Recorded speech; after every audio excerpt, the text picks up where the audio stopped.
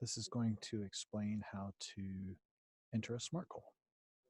So from SharePoint, you can get to the PMO Navigational Hub by going to Tools and go to Project Management Office. From there, it'll take you into Smartsheets, but what we have is a navigational hub with a bunch of useful links.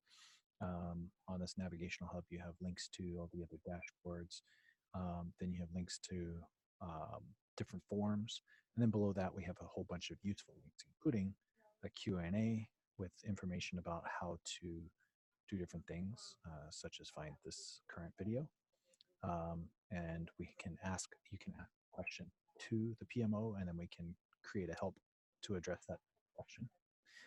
For entering your SMART goal, what you'll want to do is decide, first of all, is your SMART goal a focus topic? If it was one of the initial 10 transformational initiatives, then that is a focus topic. So if you're entering a focus topic, you would select that first intake form. If it's a committee or council SMART goal, then you would select this form to enter that. If it's an individual SMART goal or a SMART goal that is not a focus topic, then you would enter your information through this form.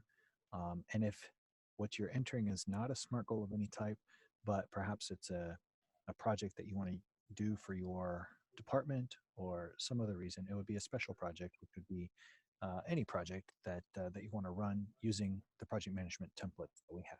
So you can run anything using our templates. If you just enter it in here, we'll generate a project for you. So if you were to open up one of these forms, you click on one of those forms, it opens up all the data items that you need to enter for your SMART goal. It's very similar to last year in the information that's being collected. So you would enter the name of your project, followed by the SMART goal description. So this is where you want to make sure it's specific and measurable, achievable, realistic, and time bound. So you want to enter a description of your SMART goal. What are you accomplishing?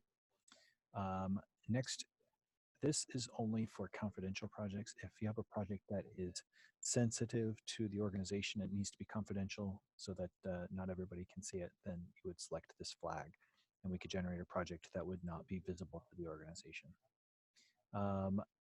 Select your year for these SMART goals. We're going to be selecting 1920. Then the transformational initiative. If it was one of your, we selected the first one that said it was a focus topic. So is it one of the transformational initiatives? If so, select that. If not, select none. So you would select your transformational initiative. Then you'll choose impact, relevant, extraordinary, prominent. If it's one of those 10 transformational initiatives, it belongs to one of the strategic initiatives. If it's not one of those, it could be an operational project, or it could be member activity. So those are your options for those.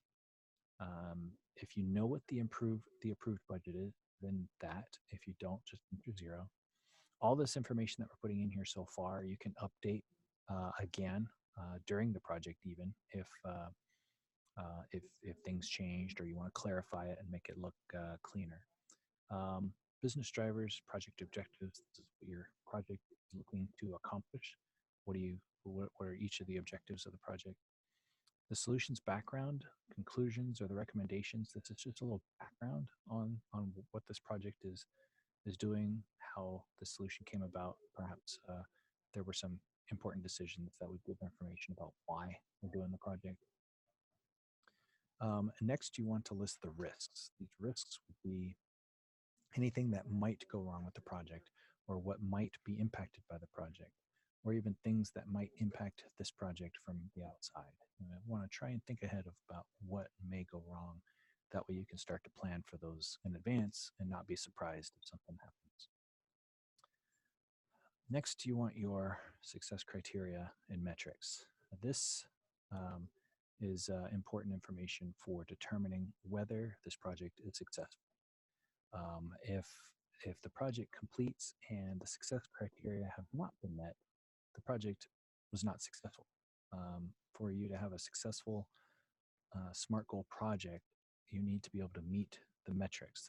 Needs to be measured. So it can't just be a happy member. It's got to be something specific that you can measure in a survey, number of members that liked it, or something that you can measure and get those definitive results. Next, you have your stakeholder groups that may be impacted by the project. So whether it's affecting members, or if it's the management organization, or if it's a certain department, identify who is going to be affected by this project. That way, you can keep them in mind for informing them about the project and the project status. Below that, we have the RACI component: the responsible, the accountable, consultant, informed. The responsible is the person who's actually going to execute the project. They are responsible for actually doing most of the work of the project, or directing most of the work of the project. They could be a project manager, they could be someone acting as a project manager, but essentially they are ensuring that the work gets done. The accountable is the person that is the owner of the project. In project management terms, it would be the project sponsor.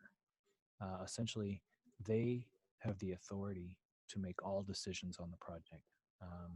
If the project's not getting the resources, they have the authority to say that that part of the scope does not need to be completed, or go to whoever has those resources and get those freed up. They have the authority over the project for all decisions.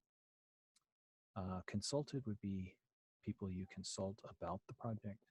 They have information, maybe requirements, or maybe they're users of a system that would be consulted. And then informed would be people that you need to keep up to date. So if you're building a system for, say, members, you may need to keep membership up to date on this project so that they're aware of what's coming down the tubes, or a forum up to date so that they know that they've got an application that's going to affect them, or whoever's going to be affected by this. You want to make sure that you identify who needs to be informed. Next is your planned start date and your planned end date project. This is something the project can be measured against. You're also going to have a project plan that will have the actual start and end dates, but this is your planned, the original planned start and end date. If you already have a socialization plan, you can check this box.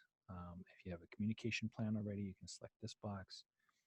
The next batch of fields are optional. If you have dependencies that either this project's dependent on, or projects are dependent on this, you can list those here. So say you can't do this until after an event has taken place, you might list that dependency. If it depends on a digital platform, you may list that here. Like, you can't do this until a particular upgrade has taken place, or there's a new system installed. If you have any digital platform requirements, you would list those here.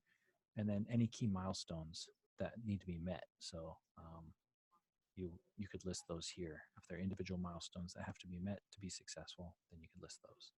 These are optional fields, but could give color to the project. Here we have the committee, council, SMART goal. Is this a committee goal? Just check it if it is. And if it is a committee or council SMART goal, choose which committee or council it belongs to. And then when you get down here, if you feel like you've completed this form entirely and don't need to do any further edits, you can select this project ready to submit. And what that will do is notify the PMO that we're ready to generate the templates for this project. If you are still working on some of the data, you can select this one, and there'll be a way for you to edit this information after submitting this form. So you would choose which one you want. You can attach some file attachments if you have anything you want to include with it, and then hit submit. So once you hit submit, this project will be entered into our intake system. We will have that data ready and be able to act on it. If it requires an approval process, we'll go work on that. If you're still working on it, you'll be able to access it. Or if it's ready to submit, then we can generate the project for you. If you want to update a project you've already entered with the form, you can go to your projects and goals right here. This is where you can update those projects. And so if you can here, this is going to another system called Dynamic View. And anything you've entered that you're responsible for, you select this view here, and it will show all the projects that you're responsible for. If you're accountable, you can get a view of all the projects you're accountable for.